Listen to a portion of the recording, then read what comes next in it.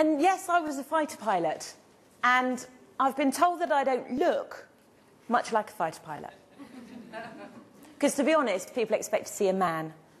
And when they hear I am a woman, then I should look like some sort of Olympic shot putter, or at least be slightly taller than the 5'4" that I am at the moment. And I'll only shrink from here, I'm told.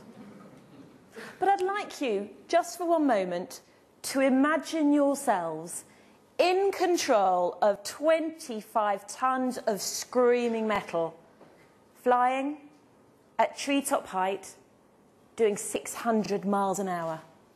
And you're down in a valley, and you've got 1, 2 junior pilots on the wing. And you can see the weather closing in ahead of you. You've got to make a decision. Fast. But it's got to be right. Well, I loved it. I mean, I really, really loved it. But I was lucky. And I was lucky enough to have joined the RAF at the right time. Because, of course, they didn't allow women to do that before.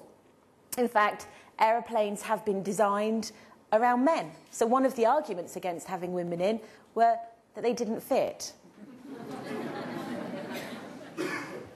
And I read some research a couple of years ago about NASA, when they first looked at the astronaut programme.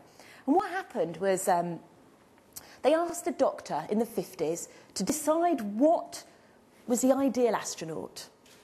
Of course, he did all his research and he decided that women were the better astronauts. Mainly because we're smaller. And that means we use less oxygen, which means there's less of a fuel payload, so there's a complete saving.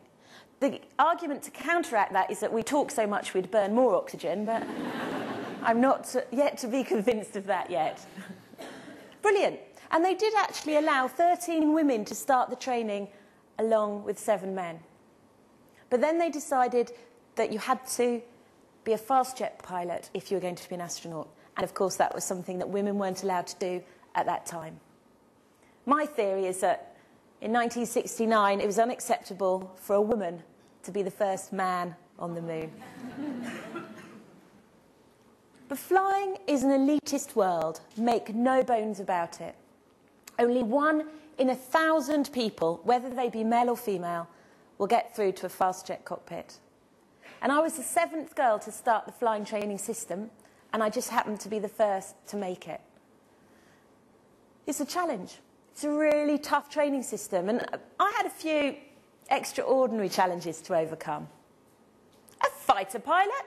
You can't be a fighter pilot. Look at women drivers. Women can't read maps.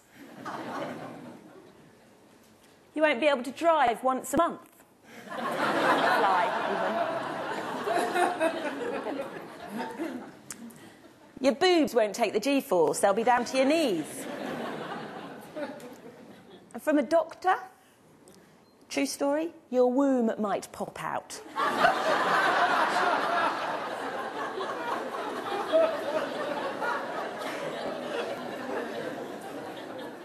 Well, you certainly won't be able to drink enough beer, but boy, did I prove them wrong on that one.